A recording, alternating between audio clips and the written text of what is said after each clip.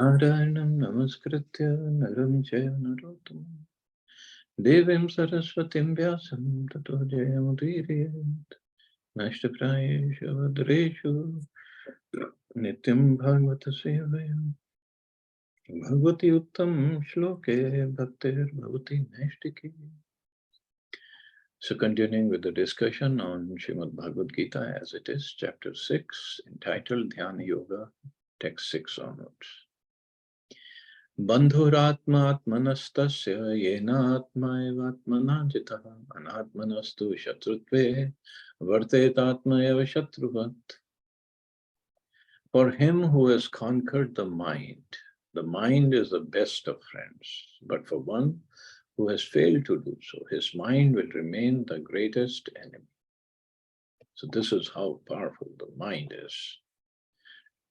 And in the previous verse, Krishna said, one must deliver himself with the help of his mind and not degrade himself. Mind is a friend of the conditioned soul and his enemy as well.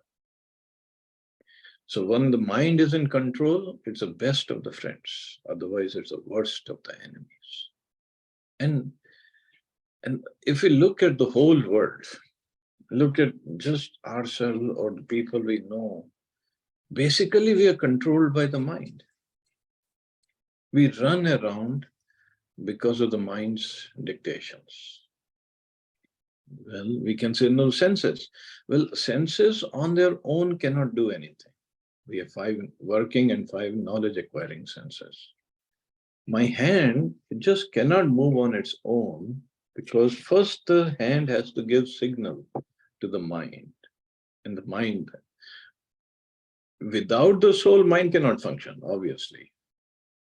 But the mind has become so powerful that it controls the soul also.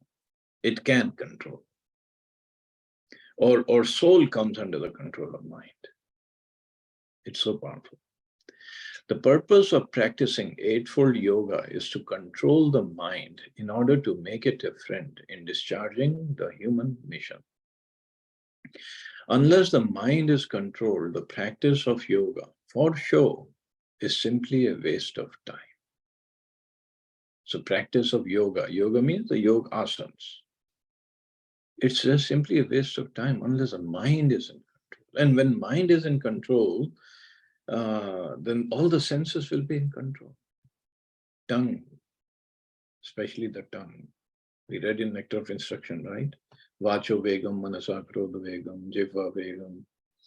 They are the urges. The urges are there for different senses. One has to control them, not just, okay, tongue says, I want to eat this, I want to eat that. Eyes say, I want to see this. Ears say, I want to hear this. Okay, let's do. No, control. One who cannot control his mind lives always with the greatest enemy, and thus his life and its mission are spoiled. The constitutional position of the living entity is to carry out the order of the superior. As long as one's mind remains an unconquered enemy, one has to serve the dictations of lust, anger, avarice, illusion, etc. As long as one's mind remains an unconquered enemy. Not just Prabhupada used the term unconquered enemy. So enemy means one who does not want is not our well-wisher.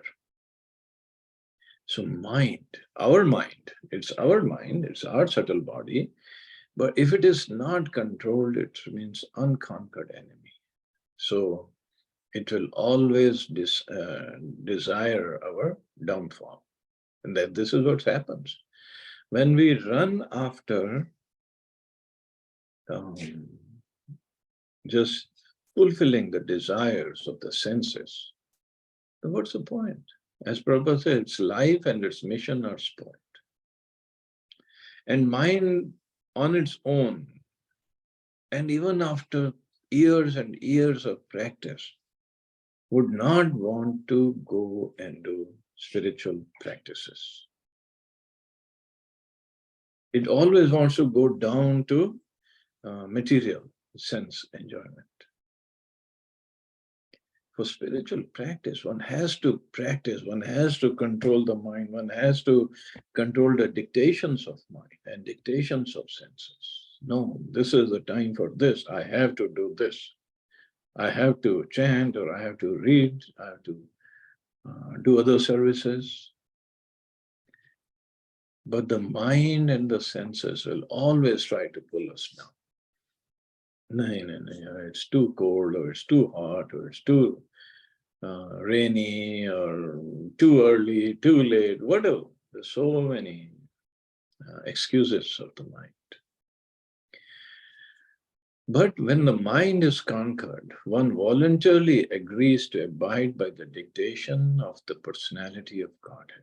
One voluntarily agrees to abide. This is the beauty of Prabhupada's purpose. Every time we read, I never remember reading, one voluntarily agrees.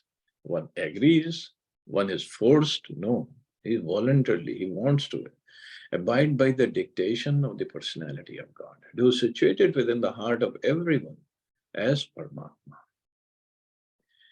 So whether we listen to Paramatma, who's our well-wisher, and Krishna himself said, Bhoktaram Yagyatapsam Suhridam Sarvabhutanam, the well-wishing friend of everybody. And Krishna's aspect, of Krishna's representative, Paramatma, is sitting in our heart. So whether we listen to Paramatma or we listen to our mind, it's our choice. Only for human beings this choice is given. Soul is same. The soul is same in every animal, birds, insects, human beings. Soul is the same. But because we are in this human form of life, human body, consciousness is highly developed, intelligence is highly developed. So in this body, this facility is given that we can choose. Other bodies, we have no option. So whether we listen to Paramatma or we listen to our mind. And the process of yoga, this is Prabhupada said, real yoga practice entails meeting the Paramatma within the heart and then following his dictation. Yoga means to link our mind, or even better than mind, link our consciousness with the Supreme. So mind, intelligence, false ego becomes real ego, or starts becoming real ego. Senses are linked. So real yoga is that. Yoga asanas is just one part of that yoga. So we start linking. Linking means we start following the dictations of Paramatma. Paramatma is not going to dictate us to do anything wrong.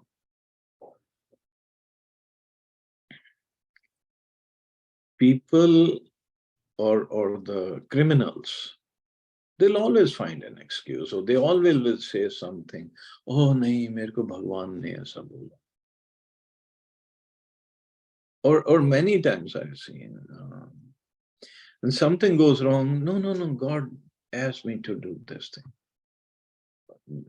Anything, not criminal activity, even if something goes wrong. No, it's not God who wants you to do something wrong. God can only tell somebody, or he can dictate when somebody is fully surrendered. He can guide, but he won't dictate us, because we are not fully surrendered. He gives us an option. See, in case of Arjun also, although Arjun is acting as a confused soul, but he is fully, completely surrendered.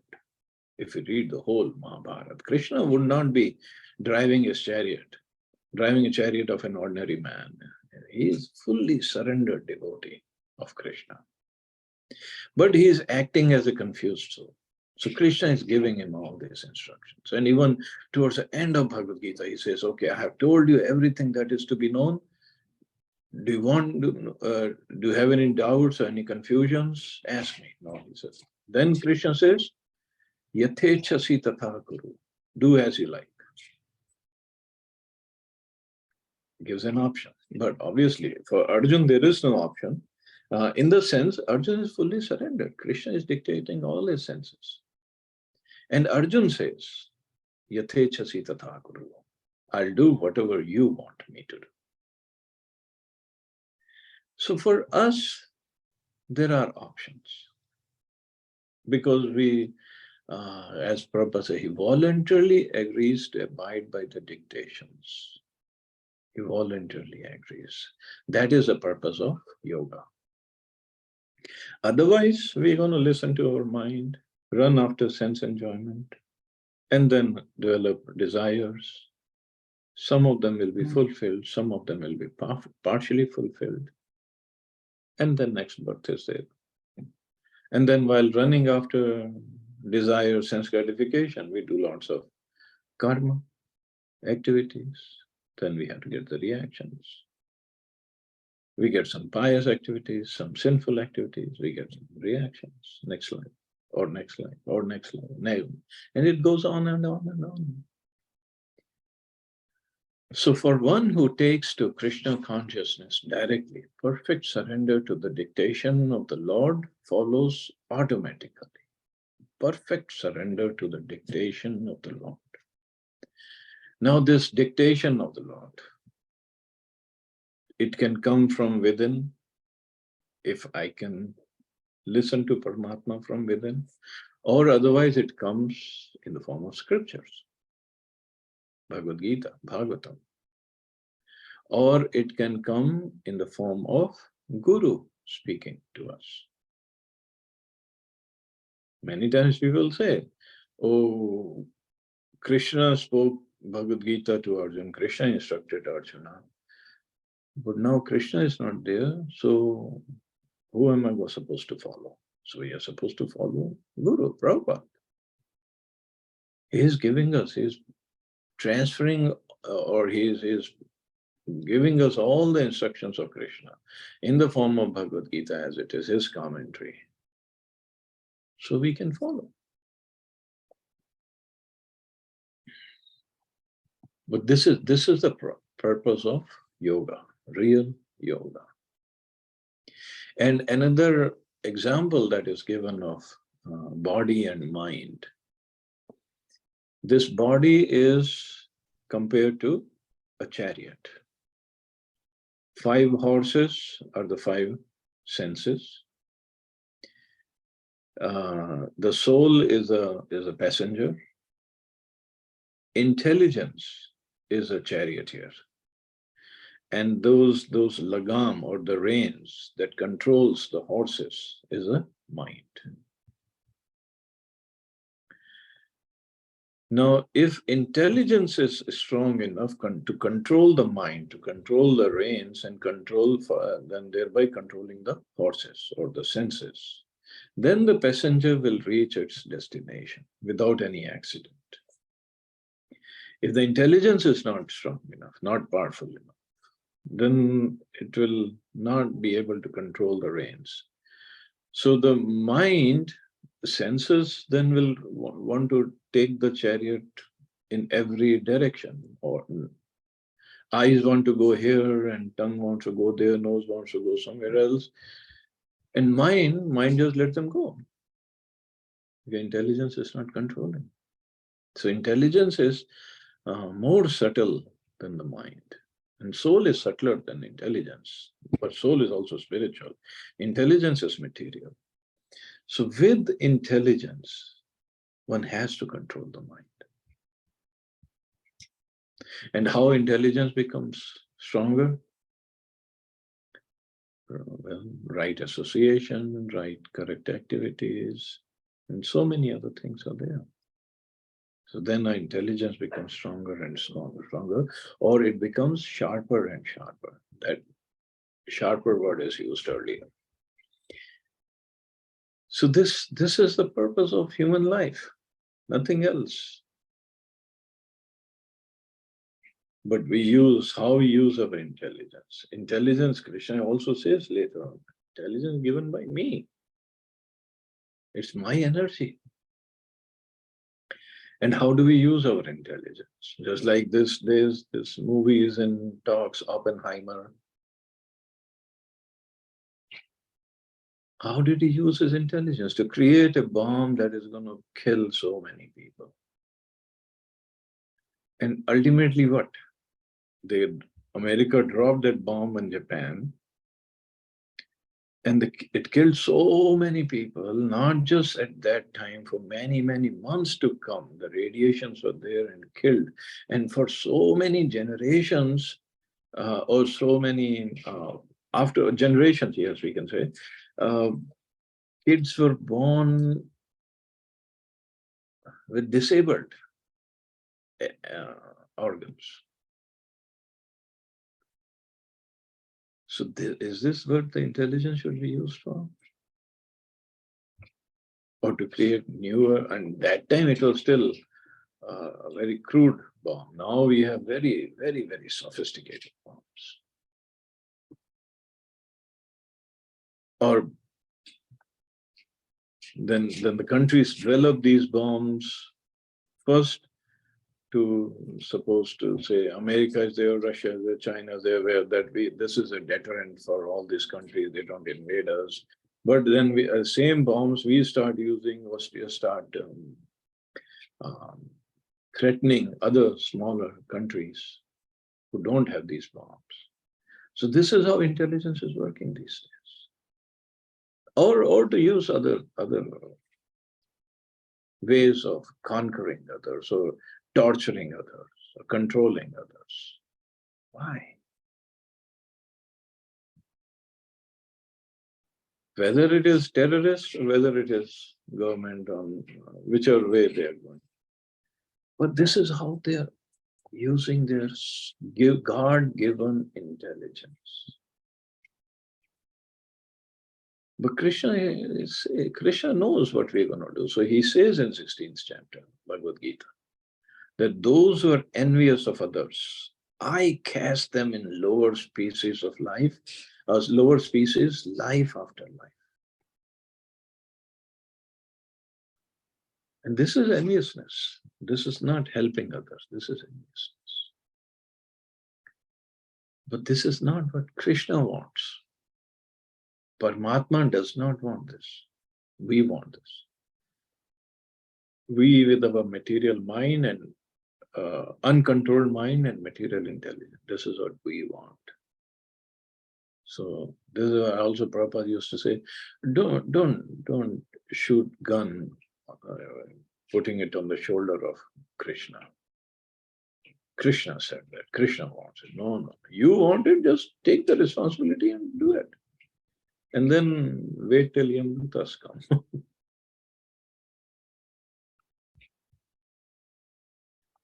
Many times we read on WhatsApp or in Facebook or other places, or Gita mein ye likha hai, Gita mein wo likha hai. Where in Gita it says that? Sometimes they go, tu kar wahi jo tu chahta hai, hoga wahi jo main chahta hu. Where in Bhagavad Gita Krishna said this?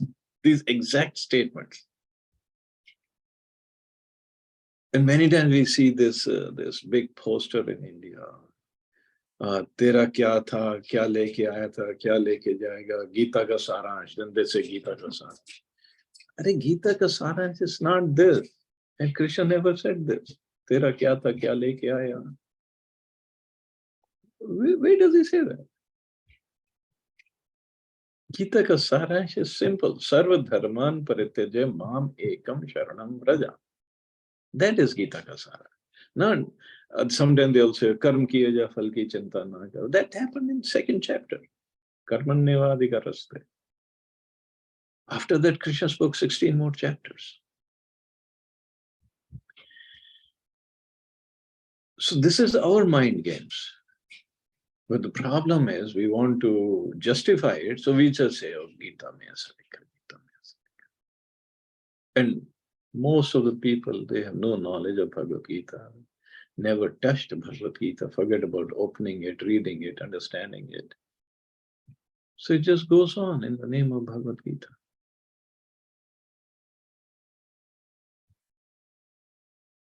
In that Oppenheimer movie, I'm reading all this, some quotations. Oh, death I am, Krishna says. Yeah, Krishna said death I am, but that doesn't mean we become the messenger of death. Krishna also said many things about himself in Bhagavad Gita. Nobody wants to read those. And where does Krishna say that you become death of everybody? He said to Arjun, you become a tool in my hands. But he told Arjun, he did not tell us. And before telling Arjun that, he told him so many things about devotional service also. Man mana bhav madhbhakto madhyadi mam namaskuru. But that these scientists, they don't want to read or follow. Arjun was following everything. So this is all dictations of our mind, but we want to just put it on Krishna or Bhagavad Gita, so nobody blames us, and we get all the awards or whatever we want to get. But this does not take us out of the cycle of birth and death. It will not take us. And whatever karma we are doing, we will get the reaction sooner or later. Simple as that. Jitatmana prashantasya paramatma samahita shitoshna sukha dukheshu tatha mana apamanayam. For one who has conquered the mind, the super soul is already reached, for he has attained tranquility. To such a man, happiness and distress, heat and cold, honor and dishonor are all the same. Again, heat and cold, honor and dishonor. Okay, heat and cold could be related to our body. The body is uncomfortable, so we need something. But what about honor and dishonor? It's like when Krishna wanted Arjun, Krishna wants Arjun to fight, in the second chapter, Krishna says, when Arjun said, that happened in the first chapter, when Arjun said, I want to leave this land. And Krishna tells him, you're honored as a Kshatriya. If you run away from the battle, Karna and Duryodhana, they're going to make fun of you. Dishonor. Yeah, for a person who's honored, dishonor is worse than death. This is what Krishna said. But now he's saying, and this also he said in second chapter, control, there's the honor and dishonor, it's just temporary. And here he's saying, honor and dishonor are all the same. One who has controlled the mind. And actually analyze this. Honor and dishonor belongs to what? To this body, not to the soul. People, if they are insulting us right now, they're just saying some things about the body, not to the soul. They don't even see the soul. And this body is temporary. So what honor in this? Because our mind works in this way. And to a very large extent, until mind is completely controlled, one is completely spiritual, this honor and dishonor, it really bothers somebody, everybody. So much so that if we look at all our diseases, they basically come from stress. Whether it is heart problems, kidney problems, diabetes, or any other issue, basically come from the stress. And stress basically comes from um, not the physical stress, it's a mental stress, mind.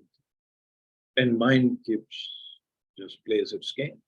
Somebody insults me and I take it to my heart, and then I'm getting heart disease. And the person who's insulted me, maybe he's living happily. And this is how honor and dishonor work. If you go above it, beyond it, somebody said something about me, well, and that is his viewpoint. Thank you very much. But it's not that easy. It's easier said than done. This is how mind works.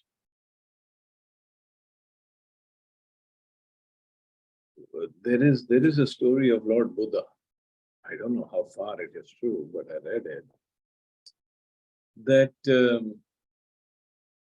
he was in a village, probably, and one farmer asked him to look after his farm, and he was just going somewhere. He said, "I'll be back by the evening, so please see if no animals come and destroy my crops."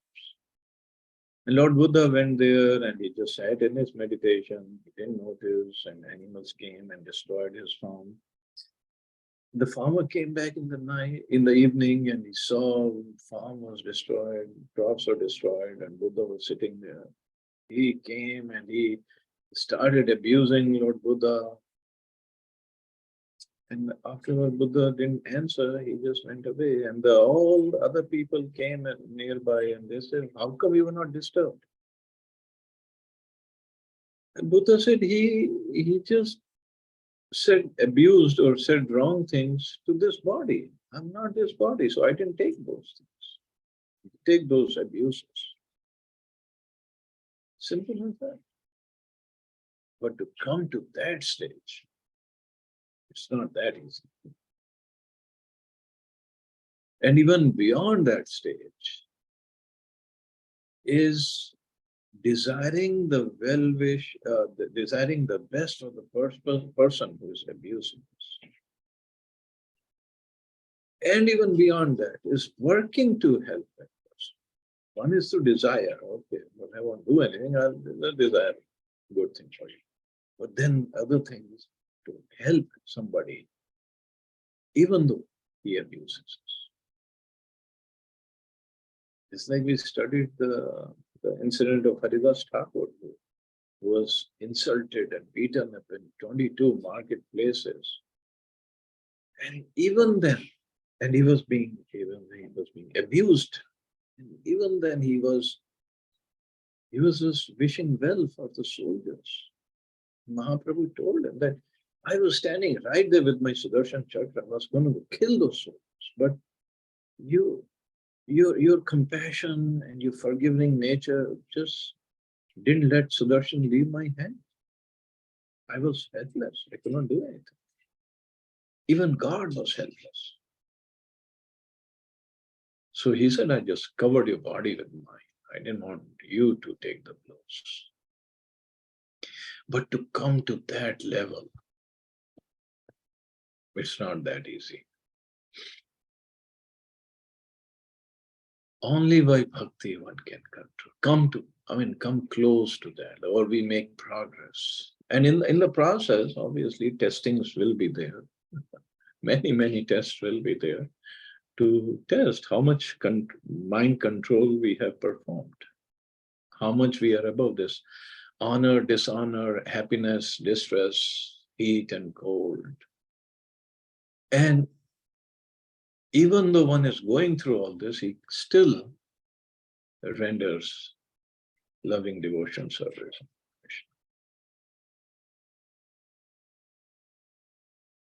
That is a test. Okay, purport.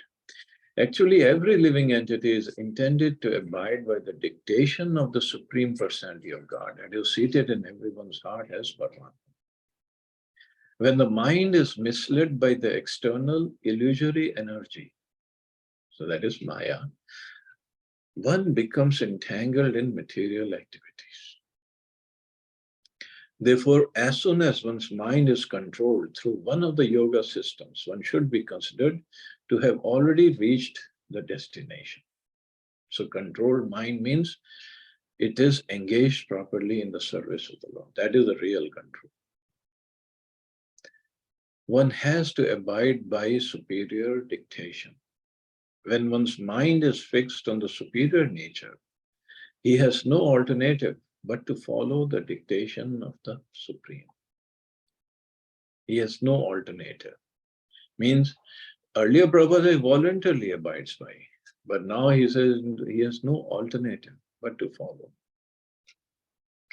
Means he has voluntarily given up his independence. Now he is completely dependent or surrendered unto the Lord.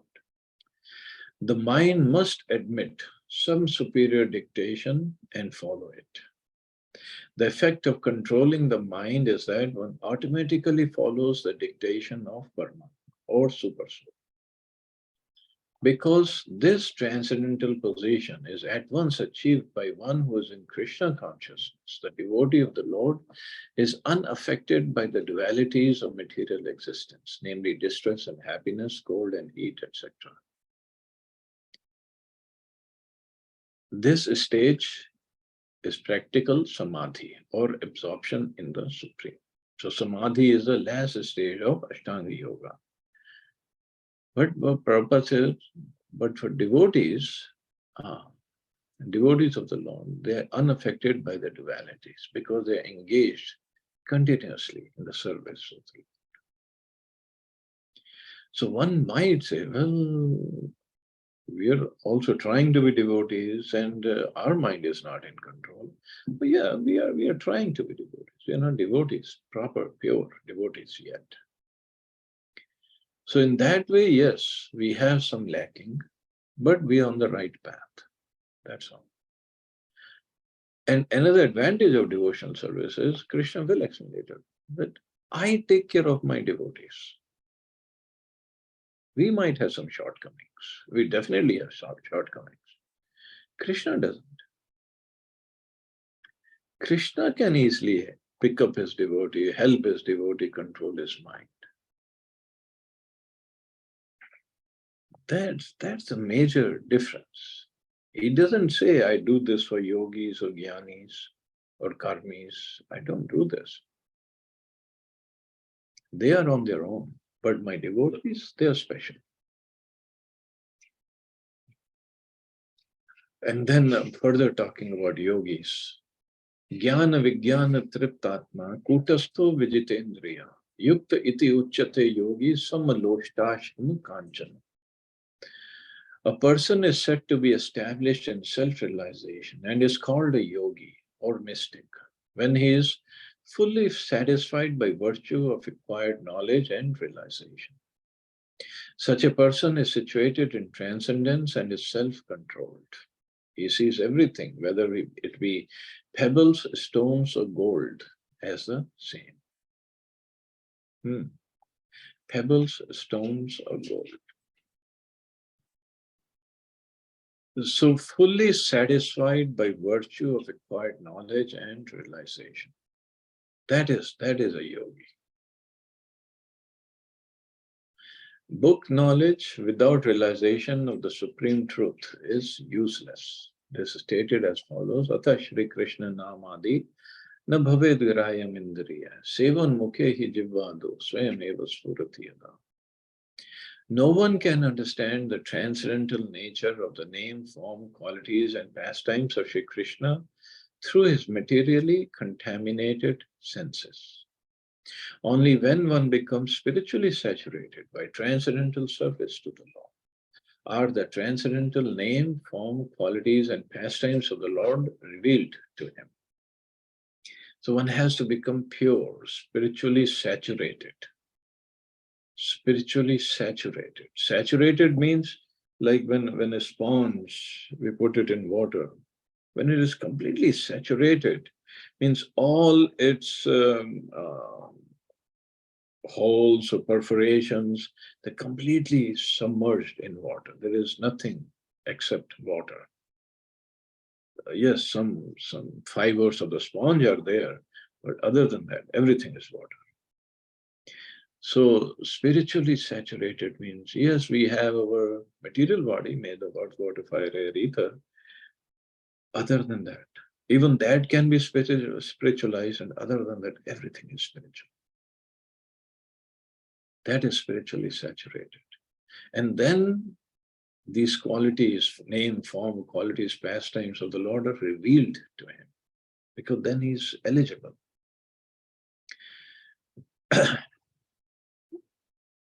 So, and when it is revealed to him, when he becomes eligible, then his some of his symptoms are given here.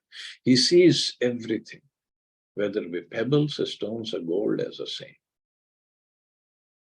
In materially, when we are materially conditioned, we are always looking for gold. Give us money, money, money, gold, gold, gold. And even if we have pebbles or stones, we will try to make money out of it. Because that helps in sense gratification, that's all we need the money for. But a spiritualist, he doesn't need all this to make him satisfied. This Bhagavad Gita is a science of Krishna consciousness. No one can become Krishna conscious simply by mundane scholarship. One must be fortunate enough to associate with the person who is in pure consciousness. A Krishna conscious person has realized knowledge by the grace of Krishna, because he is satisfied with pure devotional service. He is satisfied, completely satisfied. So that is why he doesn't need anything from outside to make him happy.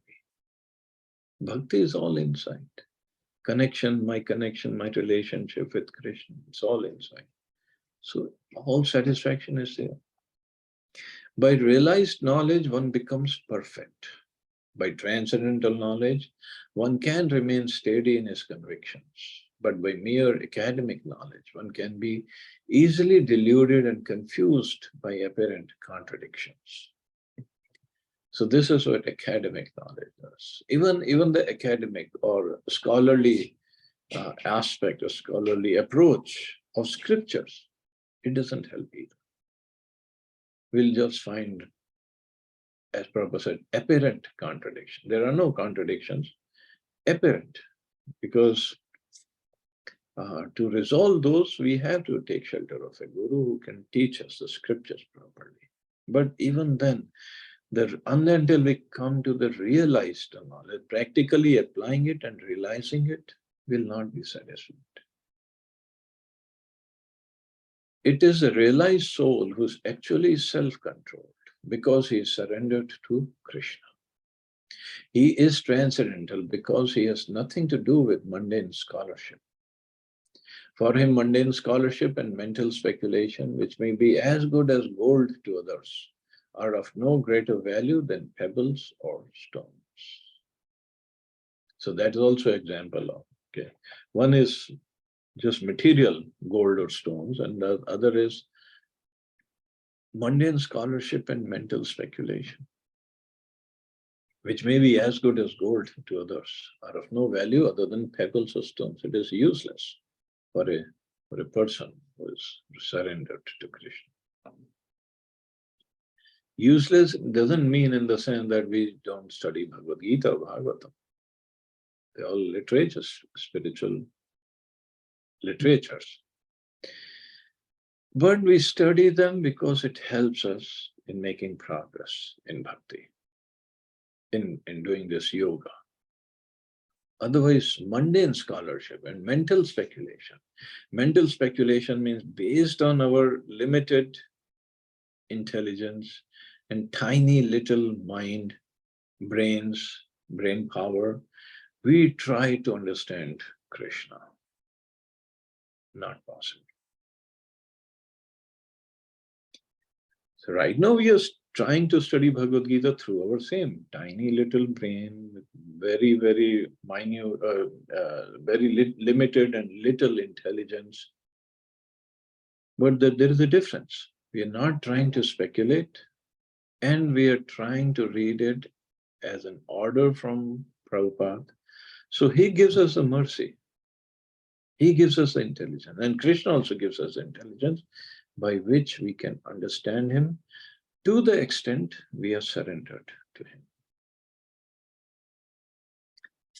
So this, our understanding here is not dependent on our mental facility.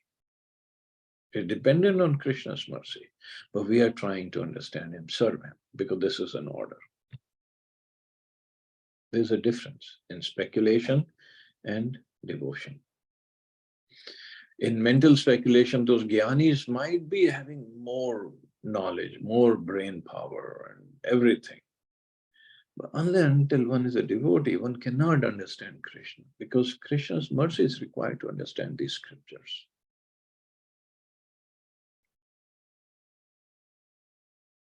Just like Chaitanya Mahaprabhu, we are reading about Chaitanya Mahaprabhu these days. So when he went to South India, Sri Rangam temple, so he saw a young Brahman with Bhagavad Gita, and he's reading Bhagavad Gita. And there were other Brahmins, same Guru, from same Gurukul, they were making fun of him, standing around. Mahaprabhu was very curious. He said, went to that Brahman who was studying. He said, what is this happening?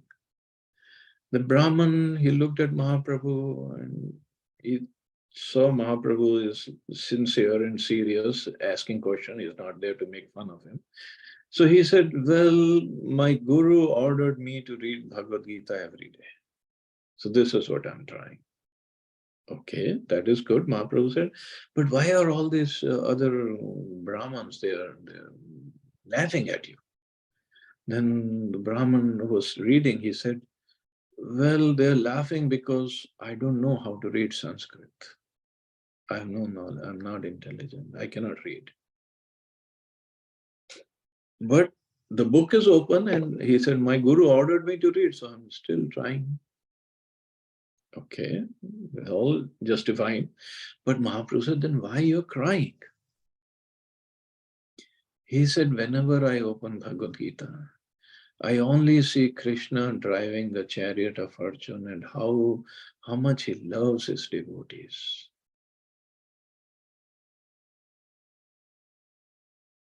And Mahaprabhu said, you're the one who has understood Bhagavad Gita.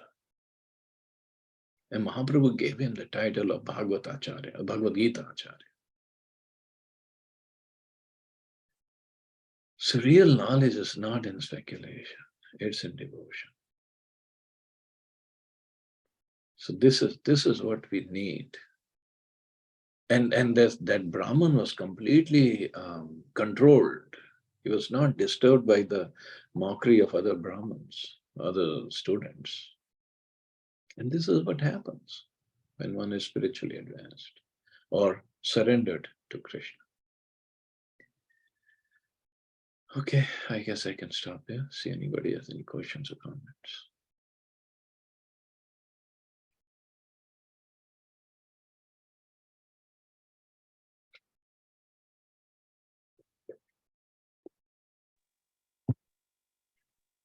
Hello, Hare Krishna Prabhuji. I have a question. During the course of discussion, you mentioned, and I've also heard it, on YouTube, there were some programs about this program, Oppenheimer, or it's a movie, I think. Yeah. So, मैं तो खैर आजकल देखता नहीं, Bollywood and Hollywood कुछ भी हो. But I'm just wondering, are they?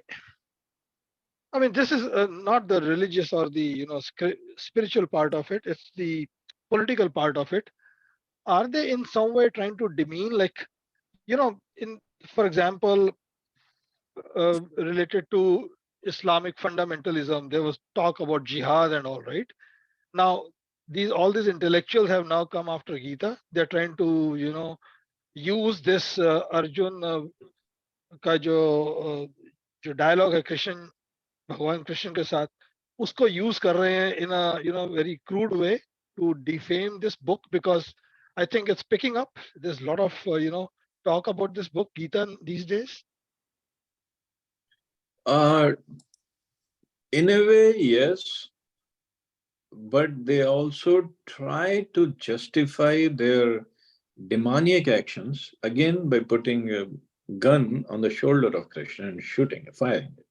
That's right. Yeah. इसको कैसे But कर सकते हैं? that's what these guys do anyway, because this is the demonic mentality. Whether it is Bible or Quran or Gita or Guru Granth Sahib, they'll try to do that always. But the only advantage, this is how it is, even if they say once the name of Krishna, well, oh, Krishna said that to Arjuna in Gita, they'll get some purification. Of course, it's not, it is offensive at the same time. I'm not saying it is true, it is a good thing to do. It is offensive. And for that, they have to pay the price. But it also helps in one way or another. So even if they say something about Bhagavad Gita, at least they showed Bhagavad Gita. I don't know if they showed Bhagavad Gita in the movie or not, but they refer to it. Maybe some people will get inspired to read what exactly Bhagavad Gita says. But at the same time, my problem has always been about this new generation, which is on the edge. जो ये decide नहीं कर पा रहे हैं. For them, they'll probably fall back. They will, you know, उनको इस चीज को अपनी सोसाइटी में मेंशन करने में उनको शर्म आने लग जाएगी, for no rhyme or reason. कि that book is shown, they will stop using this name. They'll stop mentioning it कि हम पढ़ते हैं or we are trying to talk about it or discuss. वो मेरे को ज्यादा डर लगता है. Of a mature audience, mature, spiritual people, they don't care, hoot about it. But it's the new generation that we are trying to get into, the movement. They'll be the ones who will be affected. Yes, they will be affected, and but it has happened in ISKCON many times. People came with a negative viewpoint of Krishna or Bhagavad Gita or anything, and they came, at least they came in contact and they asked questions, and devotees answered the questions properly, and then they became devotees. It has also happened. And again, this is not the lifetime, this is not the journey of one lifetime. It goes on and on, many, many lifetimes it takes. At the same, we have to do the right thing. We have to preach properly. That's all. But at the political level, I've never seen ISKCON kind of making raising the voice that this is wrong or this is not adharma. Then it becomes very politically motivated. I mean, ISKCON doesn't want to get into it. Mm-hmm. Because being a powerful, we just keep on preaching. Still go on and preach. That's all. Okay. Let's see how it goes. पर मेरे को तो डर लग रहा है. The future may not be, if one has done it, others may be encouraged to use it. So let's see. I hope it stops here, or at least the government does something at their level, at the political level. So yeah, but at the same time, yes, it's a government job. But at the same time, just like when if you must have seen devotees doing book distribution on the streets, Bhagavad Gita and other spiritual literature of ISKCON. So everybody's experiences, those who have done book distribution, we don't do book distribution. We try to somehow let him touch the book, let the person who's supposed to get, let him touch.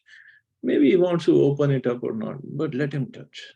And then it helps. Krishna helps. Because these books, again, Bhagavad Gita is what? It's spoken by Krishna. Means it's non-different from Krishna. So when somebody even touches the book, he will get spiritual advancement. Some advancement is there.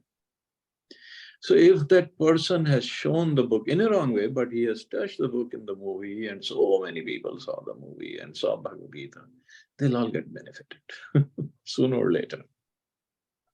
प्रभु जी, ये जो है ना leftist com, ये बड़ी गंदी com है. They will not get purified. इन्होंने पूरे विश्व को contaminate कर दिया है. I hope your words come true, but I am very pessimistic The, about their well, purity. these are not my words, these are Prabhupada's words. I'm not Sure, nobody. sorry. I I'm mean, nobody. the same thing. Yeah, but Actually, to give you an example, my example, I was in Delhi and I was in charge of that high-tech light and sound show on Bhagavad Gita, Mahabharata, Ramayana. And we used to get, I used to contact all these travel agents also that bring your customers here, we'll give them a discount, you see the show. And one travel agent once brought one old American couple. They must be in late 70s. So they came, they saw the show, and I was with them because we have special customers, so want to take them around. And then I took them to Temple Hall to let them take darshan. And somehow it was a December month, and a person had sponsored some Bhagavad Gitas, and he was just giving it for free from the temple, in front of the temple. So he offered this lady also a Bhagavad Gita in English, and lady refused. So we didn't want to force, because she refused, so it's okay. So later when we came down at the shoe stall, and they were going to leave now, I had to go back to the museum. So I asked the lady, why did you refuse? He was just giving you a book for free. And the lady, she said something, and it was amazing. She said, actually, I have this book. She said, when we were young, we were living in Los Angeles. So that time your people, she said, your people means Hare Krishna people.